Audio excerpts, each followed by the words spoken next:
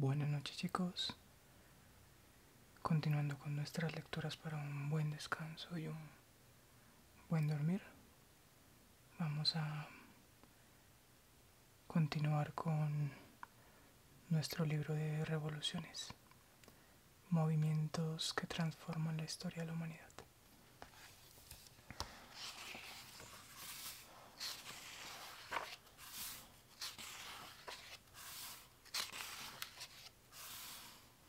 Vamos a continuar con la segunda parte de la revolución neolítica, que es la revolución de las letras.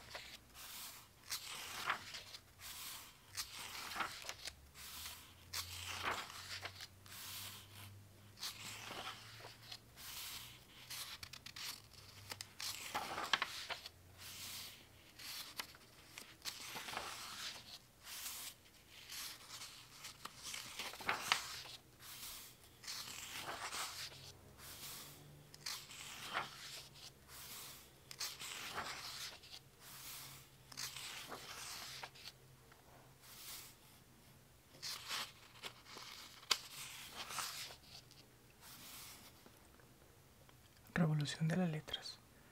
Como la agricultura, la escritura es una invención humana relativamente reciente que se ha extendido a lo largo y ancho del planeta.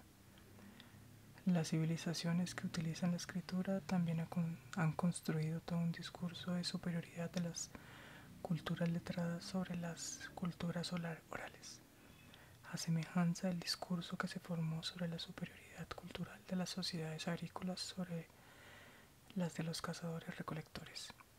Por eso es importante aterrizar las cosas un poco para darles su debido contexto y quitarles esa aura de superioridad o de sinónimo de civilización y progreso, ya que la escritura fue un invento estrictamente puntual para un problema nuevo que llegó con la agricultura. La explosión demográfica de las sociedades agrícolas, que pasaron de vivir en aldeas a ciudades, significó un problema nuevo para nosotros como especie. Empezamos a tener que lidiar con grandes cantidades de información que nuestro cerebro es incapaz de procesar. Es decir, volvemos a cómo organizamos entre muchos, ahora con el problema de cómo llevar cuentas sobre las innumerables transacciones que empieza a haber en las ciudades. La escritura comenzó por la necesidad de computar. Se buscaba almacenar y transmitir información que superaba la capacidad de un solo individuo, con la doble exigencia de guardar un registro de esas transacciones y poder remitirse a ellas en caso de requerirlo. Los primeros indicios de escritura de la humanidad fueron las nada glamurosas cuentas y detalles de transacciones. Eso se denomina escritura parcial, un sistema simbólico de trazos que representan números, objetos o personas para sintetizar transacciones, pero que de ningún modo pueden abarcar la complejidad ni la totalidad del lenguaje hablado. Tampoco ese era su propósito.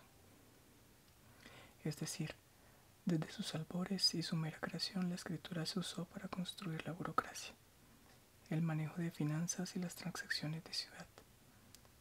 ¿Por qué no se inventó antes? Porque antes de la agricultura y de su respectiva explosión demográfica no había necesidad de llevar cuentas de diezmos, ni de impuestos, ni de nadie. De nuevo, enfatizamos en la idea de que no es que nos hayamos vuelto más inteligentes con el tiempo, sino que empezamos a desarrollar herramientas novedosas en nuestra historia para enfrentar los desafíos que surgieron para las sociedades humanas a raíz de la escritura y el sedentarismo. ¿Por qué hoy existen innumerables culturas que no desarrollaron la escritura? Porque no tienen la necesidad de la enorme burocracia para mantener una ciudad o un imperio. La escritura es un fenómeno de una población increíblemente extensa y también desde sus orígenes se vinculó con una élite o casta que estaba en control de las finanzas. La escritura está relacionada de manera intrínseca con las instituciones, que solo aparecieron con el surgimiento de las ciudades en un periodo posterior al neolítico, que que tradicionalmente se conoce como el mundo antiguo o edad de los metales. Hay indicios de escrituras incipientes en varios lugares simultáneos sobre la Tierra, pero de nuevo la que más se ha estudiado y se preserva surgió alrededor de el año 3500 a.C., en la antigua Sumeria, la misma Mesopotamia o media luna fértil.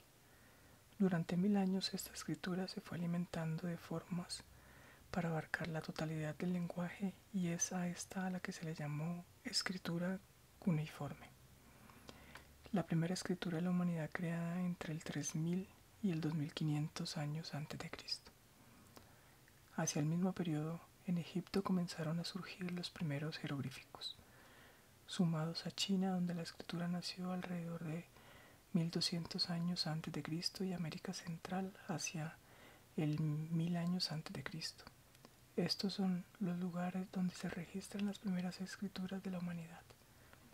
Recordemos que allí mismo había ya procesos agrícolas milenarios, con numerosas sociedades organizadas en ciudades.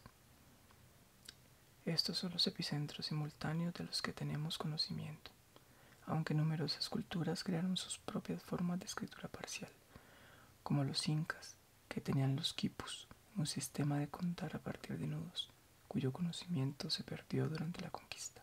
Desde sus inicios la escritura estuvo estrechamente ligada al poder.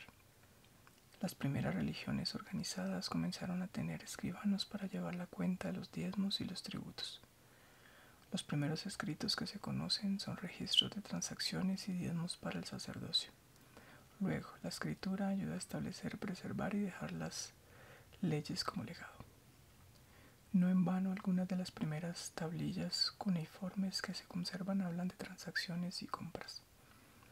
Y casi un milenio después aparece el código de Hammurabi, uno de los primeros códigos de leyes de la humanidad del que se tiene conocimiento.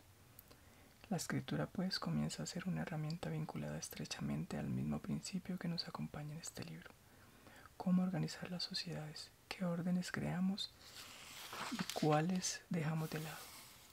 Leyes, finanzas y el intrincado sistema de la burocracia para organizar las crecientes sociedades son la cuna de la escritura, su razón de ser. Estos saberes eran transmitidos por iniciación, creando gremios y logias. Así es como la escritura inicia una serie de conocimientos que durante la mayor parte de la historia fueron exclusivos de unos pocos, como la matemática, la medicina y la astrología, esta última entendida como el conocimiento de los planetas y de las estrellas, que en aquel entonces era indivisible de su relación con las vidas humanas. La iniciación en la escritura implicaba acceder a conocimiento que podría haber sido guardado y transmitido durante milenios. Hoy en día, aunque la mayoría de las personas sean letradas, el concepto mismo del estudio sigue este principio de iniciación. Vamos a la universidad a leer textos para iniciarnos en un conocimiento. Con la escritura sucede algo que veremos es reiterativo en la historia humana. De ser una invención, una herramienta surgida por necesidad, pasa a ser un ente en sí mismo, una fuente de validez, de razón, de verdad. Llega a crear un culto tal que parece que no fuera una invención humana, pero lo es. Una invención nacida de la practicidad que cimentó en la burocracia para guardar y procesar información.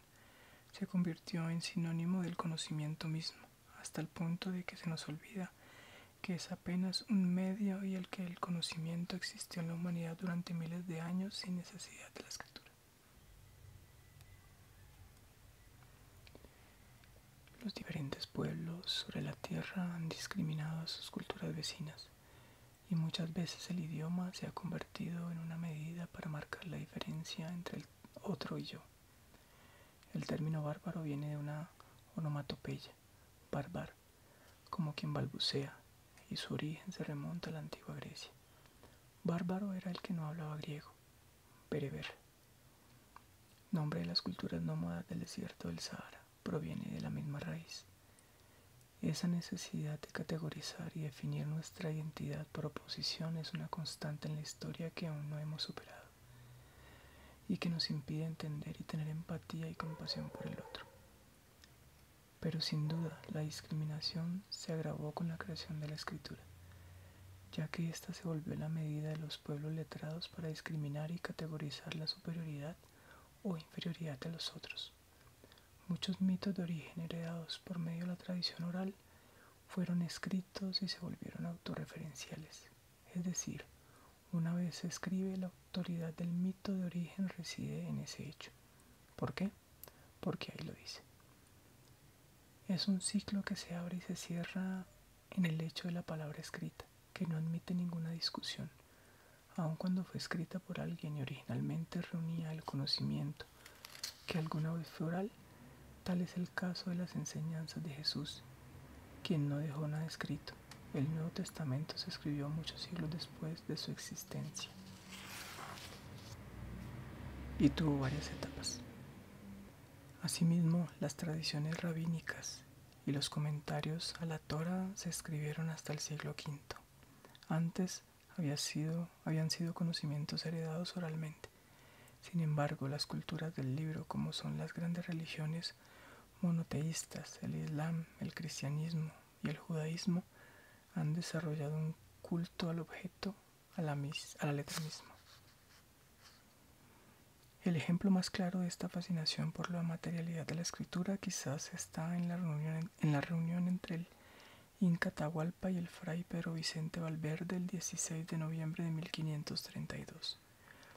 Ahí se produce el encuentro entre dos sistemas de pensamiento. El relato de lo que sucedió tiene varias versiones escritas por cronistas de la época y de generaciones posteriores. Pero en definitiva la historia va más o menos así. El fray visita al Inca con una Biblia o brevario en mano. Se aproxima a él y le ofrece el objeto en sí, aclarando que esa es la religión verdadera y la palabra de Dios. Atahualpa agarra la Biblia o el brevario y en unos relatos dice que se le acerca al oído para escuchar la palabra de Dios, en otros que mira el objeto algo curioso y al final lo suelta, lo tira o lo deja caer. Según las diferentes versiones, este gesto visto por el fray como una afrenta directa a la religión católica y por consiguiente a los españoles desata el cese de intercambios entre Pizarro y Atahualpa. A raíz de este desaire, el Inca es secuestrado, torturado por los españoles y finalmente asesinado junto a todos sus hombres. El evento es algo así como el florero de Llorente de la conquista del Perú. Según Antonio Cornejo Polar, teórico latinoamericano, este es el momento de la historia en que entra la palabra escrita a las culturas andinas, no como un acto de comunicación, ya que era imposible que el Inca Atahualpa comprendiera una escritura de otra cultura en otro idioma que él ni siquiera manejaba, sino como un acto de dominación y de autoridad. Al no poder entender los códigos de una cultura que maneja la escritura, el Inca es de inmediato despreciado y tratado de bárbaro. Además, Pizarro y sus hombres tampoco podían leer, así que la Biblia, el objeto en sí, era algo sagrado. Esta visión de lo sagrado en un objeto, sin embargo, no era compartida por culturas orales como los incas, que no pueden concebir, por ejemplo, que Dios se contenga en un libro, porque el objeto mismo ni siquiera existía en esa cultura. Y esto no es signo de atraso ni de incapacidad, se trata de dos marcos conceptuales diferentes. Un episodio como este demuestra el choque entre ambos y la imposibilidad real de una comprensión mutua. Y es que la escritura fue por mucho tiempo una logía. Aún después de su invención, durante milenios, muy poca gente aprendió a escribir. Era un oficio para el cual se contrataban los servicios de un escribano e implicaba no solo el hecho manual de poder escribir, sino también el de manejar los materiales que se usaban y muchas veces el idioma oficial de la escritura. Escribir, además, era un oficio de iniciados. En el caso de la Europa medieval, los monjes en monasterios eran los encargados de la escritura. En China se trató de una élite de burócratas, filósofos y poetas, que además involucraba el manejo de los materiales, las tintas, los pinceles y la caligrafía. Como la mayor parte de la población no sabía escribir, también se atribuyeron cualidades mágicas y de misterio al oficio de la escritura. La palabra jeroglífico significa, de hecho, escritura sagrada. La caligrafía árabe también es considerada una escritura sagrada, vehículo de las palabras de Dios. Lo mismo sucede con la escritura vikinga. Las runas hasta el día de hoy tienen una connotación mágica. Los monjes en el Tíbet y en Nepal rezan girando artefactos que contienen escrituras sagradas. El solo hecho de que las palabras estén escritas ya les otorga un poder, así no sean leídas. Sin importar incluso lo que dijera, durante mucho tiempo la letra escrita tuvo esa connotación de objeto sagrado y fuente de poder, lo cual alimentó y generó un fetiche por la representación material de una idea, ley o religión. La colonización inglesa en Australia tuvo rasgos similares a la conquista de América. Así haya sucedido siglos más tarde, pues los ingleses desprestigiaron y deslegitimizaron las creencias aborígenes australianas por su falta de materialidad. Las culturas orales no tienen sus verdades consignadas en textos, y las culturas escritas terminan desvalorizando sus conocimientos por el simple hecho de que no hay un apoyo físico que las respalde, algo que no habla tanto de la inferioridad o superioridad de los unos con los otros, sino de dos maneras de aproximarse al conocimiento y a la existencia por completo diferentes. En particular, América es un continente cuya principal fuente de riqueza, contradicciones y complejidad es la coexistencia de dos mundos conceptuales diferentes. Desde la colonia, la letra escrita ha sido la fuente del poder administrativo, legal e intelectual. Esa continua fijación por lo escrito ha sido la causa de la tendencia a enterrar las sabidurías ancestrales de las miles de comunidades indígenas que habitan estas tierras. En la escritura, especialmente en América Latina, se evidencia una disputa para que el legado de las culturas orales y tradicionales pueda ser aceptado dentro del campo de conocimiento. La literatura y las artes de siempre han sido ese terreno fértil donde el mundo oral se abre paso al mundo de la escritura, donde coexisten y quizás pueden cerrar esa brecha. Gran parte de la literatura latinoamericana se basa en mitos, historias populares, coplas y canciones, y demuestra que la riqueza de la realidad y las distintas temporalidades y vicisitudes de este particular continente existen gracias al impulso de la oralidad. Gabriel García Márquez, Candelario Beso, Guillermo Edmundo Chávez, Tomás Carrasquilla, en fin, innumerables artistas y escritores han logrado transmitir algo de la experiencia oral en escritura. Y es lo que distingue la literatura latinoamericana. Por ejemplo, la estructura narrativa de Cien años de soledad está basada en una concepción cíclica del tiempo, cómo discurre la temporalidad para las culturas orales. Así como la agricultura ha sido un proceso de expansión y conquista basado en un relato que se ha vuelto cada vez más hegemónico, la escritura también ha tenido un desarrollo similar, en cuanto hoy en día configura la existencia de casi todas las sociedades. Aún así, coexiste con la oralidad, por mucho que intente negarla. Nuestras sociedades latinoamericanas son algunos de los lugares donde esta diacronía se mantiene viva. Pueblos enteros han logrado sobrevivir a las imposiciones coloniales y luego estatales, a ser desestimadas como culturas de conocimiento, a la disputa por lograr reconciliar en igualdad de términos las diferencias conceptuales entre las culturas orales y las culturas de la escritura. Y esta obra que ustedes leen justamente es una reconciliación de ambos mundos, un diálogo entre la oralidad, la narración histórica aunada a la reflexión escrita sobre estos acontecimientos. Y es que la aguda división entre lo oral y lo escrito, donde lo primero es tomado como algo atrasado, desvalorizado o, en el mejor de los casos, tierno y folclórico, pero carente de conocimiento y validez, se ha ido construyendo a lo largo de la historia, pero no siempre fue así. En la actualidad, como hemos dicho, la cultura se asocia exclusivamente a lo que está escrito, y la historia no es la excepción. Lo que hicimos como humanidad antes de inventar la escritura se considera literalmente prehistoria. Si bien esta división categórica ha sido rebatida en la actualidad por los historiadores. Sin embargo, esta división tajante entre lo escrito y lo hablado es relativamente reciente, ya que muchas culturas que tuvieron la escritura mantuvieron también un carácter oral. Durante mucho tiempo, en Asia y Europa, la escritura coexistió con la oralidad y los libros en realidad eran leídos en voz alta.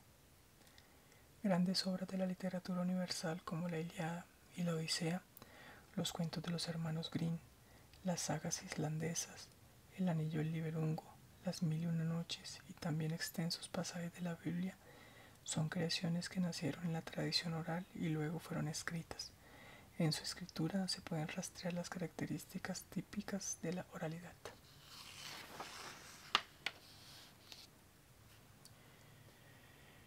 En la antigua Grecia, aun cuando tenían el conocimiento y pleno dominio del alfabeto que ellos mismos inventaron, la más alta forma de educación era ser orador. Aunque muchos textos fueron escritos para articular su argumentación, lo importante era que fueran dichos en voz alta. En el Imperio Mexica, que también manejaba la escritura, el emperador era llamado Huey Tlatoani, que puede traducirse como gran orador. En Escocia, hasta el siglo XVIII, el conocimiento era oral. Las genealogías de los clanes y las historias épicas eran relatadas en voz alta en las cortes. Durante mucho tiempo, en los juzgados ingleses todavía pesaba más un testimonio oral que cualquier fuente escrita, ya que esto se podía falsificar fácilmente. La contabilidad, las finanzas, todo. Durante siglos fue leído en voz alta a los reyes y gobernantes. Incluso términos de este pasado sobreviven hoy, como auditoría contable, que quiere decir literalmente escuchar la contabilidad.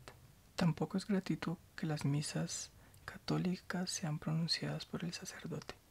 La Biblia, aunque escrita, estaba destinada a ser escuchada. Por eso, durante milenios las distintas sociedades le dieron preponderancia a la palabra hablada, aun cuando la escritura también tenía su valoración y misticismo. De nuevo, la revolución que significó la invención de la escritura no fue una transformación de un marco conceptual a otro que sucediera en toda la tierra y se iniciara con las tablillas cuneiformes. Al contrario, ha sido un proceso diacrónico, con varias etapas en la humanidad, en el cual la oralidad se mantiene como fuente primaria de conocimiento y existe interacción entre ambos sistemas. Pero lo que inclinó la balanza definitivamente hacia la supremacía y expansión irremediable de la escritura sobre la tierra fue la invención de la imprenta en el siglo XV. En China existía la imprenta de tipos móviles del año 1000 después de Cristo, aunque se trataba de un sistema muy complejo y delicado hecho de porcelana que debía combinar todos los caracteres chinos, que son decenas de miles. En Corea, hacia el año 1200 después de Cristo, se inventaron los tipos en metal, necesarios para lo que sería luego la imprenta. Sin embargo, estos inventos no eran de uso generalizado. No fue hasta el siglo XV cuando se inventó la imprenta como la conocemos, la cual se le atribuye a Johannes Gutenberg, un orfebre e inventor alemán. Gracias a la imprenta se generalizó la escritura y empezamos a habitar sociedades enteramente letradas. El impacto de la imprenta fue impresionante en todos los sentidos, incluso produjo una ruptura en la religión católica con la aparición del protestantismo, que tenía como uno de sus fundamentos la lectura personal de la Biblia, lo cual se hizo posible gracias a la capacidad de imprimir ejemplares y a la traducción de Martín Lutero al alemán. Gracias a la imprenta, la tradicional misa que debía ser escuchada dio paso a que todos los creyentes pudieran leer la Biblia por sí mismos. Este invento generalizó la circulación de libros y transformó la lectura. Esta se volvió un acto privado solo después de la imprenta, cuando los libros se convirtieron en un objeto popular y al alcance de muchos. Ya no se trataba de esos pesados manuscritos con intrincados y bellísimos diseños de la era medieval, ni de los exquisitos rollos de papel en China y en Japón. La imprenta rompió finalmente con el vínculo que aún se mantenía entre el sonido y las letras, que eran compartidos en una colectividad. Desde entonces las letras son imágenes, figuras que reconocemos en nuestro cerebro y a las cuales, aunque les atribuimos sonidos en nuestra mente, están consagradas a su aspecto visual. Este invento produjo una multitud de cambios. Por ejemplo, transformó nuestra esquematización de la temporalidad, ya que permitió la aparición de los periódicos que registraban la fecha exacta de cada día, algo que nunca habíamos tenido en la humanidad. También se estandarizaron las letras legibles con una espacialidad concreta, líneas, párrafos, capítulos, títulos. Antes los libros mantenían el esquema narrativo oral, así estuvieran escritos y no importaba su legibilidad. Eran en su mayoría objetos casi artísticos. No obstante, la verdadera importancia de la imprenta yace en que se extendió la circulación de las ideas, lo cual hizo posible que los resultados de las investigaciones del Renacimiento y luego de las revoluciones científicas fueron accesibles para todos y contribuyeran a la construcción de un conocimiento generalizado entre las culturas letradas. La imprenta consagró lo que la escritura prometió como invento, ser una herramienta para liberar a la mente de la humanidad, de tener que cargar con la memoria colectiva y que garantizó el acceso de toda la sociedad a la información. La imprenta tuvo un impacto comparable y en la misma línea que los computadores. Permitió depositar finalmente el conocimiento humano gracias a una tecnología, la escritura, los computadores, medianamente accesible para todos, que ayudó a las sociedades a contener, procesar y acceder a muchísima información. Además, ciertamente contribuyó a forjar una igualdad en el acceso al conocimiento que nunca había existido. La imprenta hizo que las sociedades se volvieran con el paso del tiempo cada vez más letradas. Eso modificó a gran escala los marcos conceptuales que estas sociedades, hasta llegar a la manera en que hoy concebimos el mundo. Hay que decir que la escritura ha sido una tecnología limitada a relativamente pocas culturas en la historia de la humanidad. De los miles de idiomas que se hablan hoy en día, menos de la mitad se escriben, pero sin duda, varios procesos históricos han difundido la cultura letrada, entre ellos la conquista de América, la colonización europea del siglo XIX y la creación de los estados nacionales, cuyas constituciones eran escritas y cuya burocracia y el aparato estatal residen en la escritura.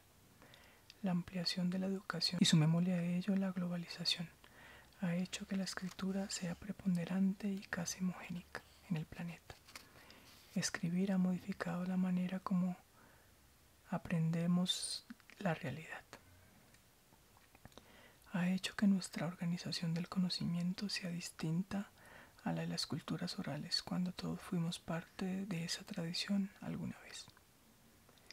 La escritura hace del lenguaje un objeto. Cada letra o trazo sirve como representación de un sonido o de la idea, es decir, que se produce una abstracción, una representación material que existe más allá de la palabra hablada, de una actividad íntimamente relacionada con la corporalidad, producir sonidos que tienen un sentido. Pasamos a hacer una representación visual de ellos, que está puesta como un objeto sobre otro objeto, el papel o la pantalla.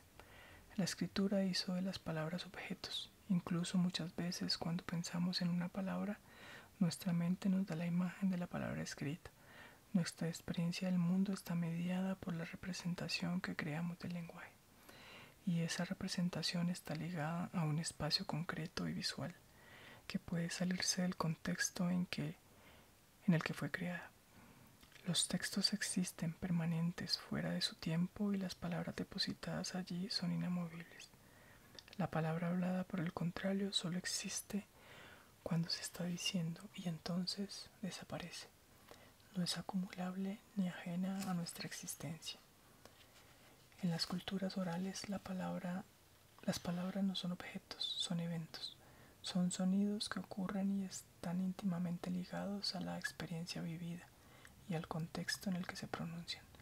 La palabra hablada en la tradición oral tiene connotaciones sagradas y posee un poder, porque está estrechamente relacionada con la realidad que nombra. De ahí la imagen recurrente en muchas cosmogonías de que la creación está vinculada con el nombrar. La palabra en culturas orales designa y nombra la realidad, se liga con la experiencia misma, no con su abstracción. Contiene su propia verdad y existe en el presente. Lo que se diga del pasado y la tradición está en constante interacción con la experiencia vivida del que escucha. El pasado no es, como en las culturas letradas, un repositorio de saberes que ya sucedieron, sino que existe una vez es hablado, y al ser hablado está de hecho sucediendo. Los relatos que hablan del pasado son resucitados en el presente porque están siendo dichos, están sucediendo. El conocimiento se preserva a partir de técnicas de mnemotecnia específicas que favorecen los relatos, como los epítetos que se conservan en la Ilíada, Aquiles, el de los pies ligeros, las rimas, los versos y las repeticiones. En las tradiciones orales es la mente humana la que conserva y la que hereda conocimiento de una cultura que tiene muchos vínculos con la ritualidad de la palabra, del compartir y escuchar. Es una experiencia de comunicación y de colectividad que por lo general tienen una figura concreta dentro de la sociedad que hereda el conocimiento por medio del cual puede compartir y resolver conflictos, como los griots en África Occidental o el puchiputu, el palabrero en la cultura wayuu, que funciona como el elemento central de su sistema judicial. La tecnología de la escritura liberó a la mente humana de tener que cargar y recortar todo su conocimiento. Pero obsesionadas con esta tecnología, erróneamente culturas enteras llegaron a creer que el conocimiento no existía si no estaba escrito. En las culturas letradas en particular, gracias a la imprenta, la experiencia del conocimiento es privada y en silencio. Los eruditos leen, investigan y estudian en silencio, escriben en silencio, dialogan con objetos que fueron creados por gente que ya está muerta. La historia en sus inicios era la investigación de fuentes y archivos. La escritura, después de todo, permite retornar, revisar, modificar, discutir y añadir. Campos enteros del conocimiento se construyen sobre revisiones y más revisiones de palabras escritas hace siglos.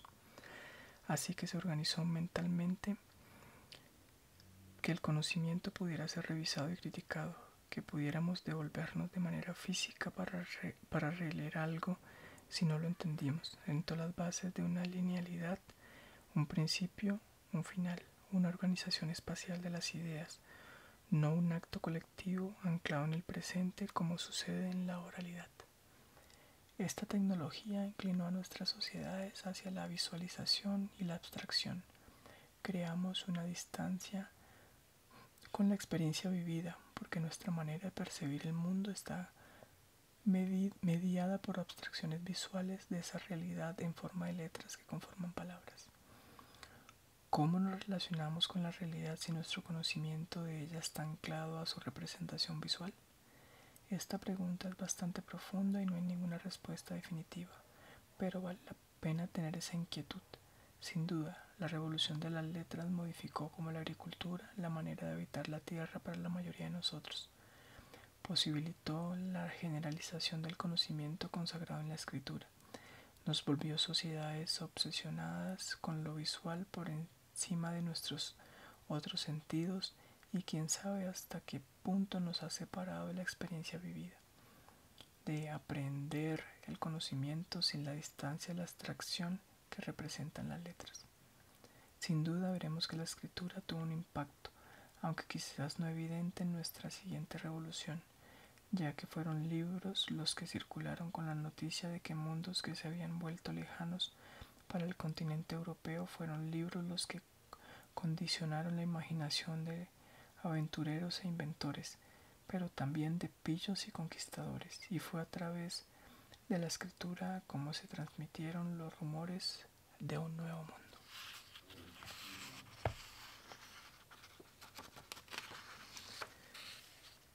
Bueno chicos, con nuestra lectura de la revolución de las letras, terminamos nuestra lectura por la noche de hoy. Déjenme saber en los comentarios qué tal les pareció esta lectura. No olviden darle me gusta a este video y suscribirse a mi canal. Más adelante continuaremos con la revolución de las exploraciones. Que pasen buena noche.